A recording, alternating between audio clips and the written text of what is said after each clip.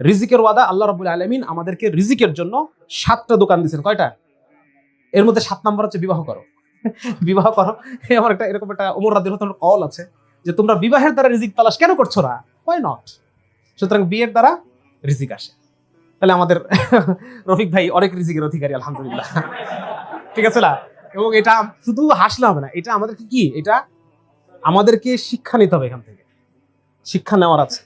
এবং আমাদেরকে মানে বিশেষ করে একটা আমল সমাজের মধ্যে মানুষ এত অপছন্দ করতেছে, হ্যাঁ, আর রাসূলের একটা সুন্নাহকে মানুষ এত অপছন্দ করতেছে, আর আমি এখনো মানে চেয়ে চেয়ে দেখতেছি, এটা হতে পারে না।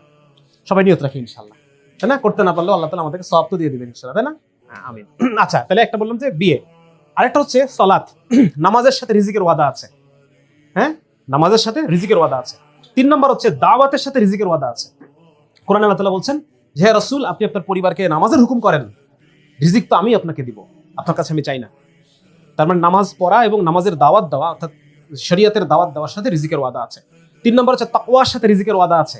আল্লাহ তাআলা বলছেন যে যদি তোমরা যদি তাকওয়া অবলম্বন করো, এমন জায়গা থেকে রিজিক দিব, মানে লা ইয়াহতাসিব, যে তুমি কখনো মানে কল্পনাও করতে পারো না, কল্পনার অতীত জায়গা থেকে রিজিক দিব। তাহলে রিজিক কিভাবে আসবে? তাকওয়ার দ্বারা। যত বেশি তাকওয়া অবলম্বন করবো, আল্লাহ তাআলা আমার রিজিককে বাড়ায় দিবে। কোথা থেকে আসতেছে আমি বুঝবো না, কিন্তু আল্লাহ তাআলা রিজিককে বাড়ায় দিবে। এটা বলে 4 নম্বর বললাম না? কয় নম্বর বললাম? 4 নম্বর। 5 নম্বর হচ্ছে তাওয়াক্কুলের সাথে, আল্লাহর সাথে উপর যত বেশি আমি ভরসা করব। হাদিসের মধ্যে এসেছে যদি আল্লাহর যে হক রয়েছে সেই হক আদায় করে যদি আমরা তাওয়াক্কুল করতে পারতাম, তো আল্লাহ তাআলা পাখির মতো আমাদেরকে রিজিক দিতেন। সুবহানাল্লাহ।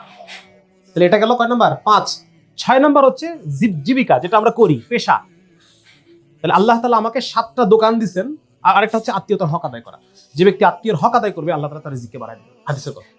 তাহলে 7টা দোকান, এর মধ্যে একটা দোকান আমি খোলা রাখছি, বাকি 6টা বন্ধ, আর আমি বলতেছি আল্লাহ আমার অভাব দূর করে দাও, অভাব দূর করে দাও। এটা হলো? বলেন। আমাকে আল্লাহ তাআলা 7টা দোকান দিবেন, সেই 7টার মধ্যে আমি খোলা রাখছি কয়টা? শুধু বলতেছি ক্যারিয়ার, আমার তো হয় না, আমার তো হচ্ছে না, আমার তো অভাব দূর হয় না। দোকান খোলা রাখছি একটা, বাকি 6টা যে বন্ধ, অভাব দূর হবে কিভাবে? সম্ভব? সুতরাং একজন মুমিনের ক্যারিয়ার সম্পর্কিত আকীদাগুলো আমাদের বুঝতে হবে এবং সেটা পরিবর্তন করতে হবে। হ্যাঁ, তাহলেই আজকে ক্যারিয়ার কেন্দ্রিক চারপাশে যে একটা হতাশা, এই হতাশা থেকে আমরা বাঁচতে পারবো। ঠিক আছে না? এবং একজন আদর্শ মুসলিম আমরা হতে পারবো। একজন আদর্শ মুসলমানের ক্যারিয়ার, সে ক্যারিয়ার করবে কেন? আল্লাহ তাআলার হুকুম, রাসূলুল্লাহ সাল্লাল্লাহু আলাইহি ওয়াসাল্লামের সুন্নাহ, এবং সেই সাথে এটা সে দাওয়াতের নিয়তে, যে আল্লাহ তাআলা আমাকে যেখানে পৌঁছাবেন সেখানে আমি দাওয়াতের কাজ করবো। রিজিক তো আসবে, ওটা তো ফিক্সড, ওটা নিয়ে আমার টেনশনের দরকার নেই। আমার টেনশন হচ্ছে যে আমি যখন কথার কথা আমি একজন প্রফেসর হলাম, তো এই যে 8-10টা যে নাস্তিক প্রফেসর যেগুলো আছে, এগুলোর মধ্যে আমি দাওয়াতের কাজ করবো।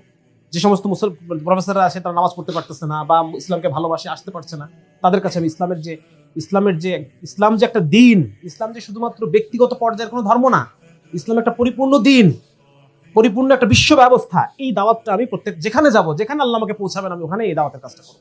আমার কথা বোঝা গেছে?